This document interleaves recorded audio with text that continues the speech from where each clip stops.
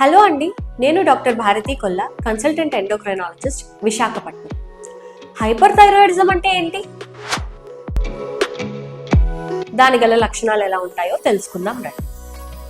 Thyroid గ్రంథి పనిచేయాల్సిన దానికంటే ఎక్కువగా పనిచేస్తే దాన్ని హైపర్ థైరాయిడిజం అనండి. దీని వలన థైరాయిడ్ గ్రంథి నుంచి T4 మరియు T3 అనే హార్మోన్స్ ఎక్కువగా ఉత్పత్తి అవుతాయి.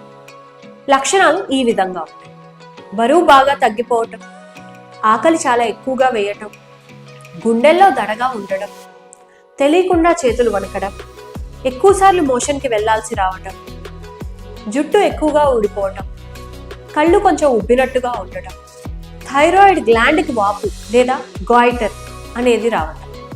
వీటిలో మీకు ఏదైనా లక్షణాలు గనక ఉంటే మీ ఎండోక్రైనాలజిస్ట్ని వెంటనే సంప్రదించండి. Thank you.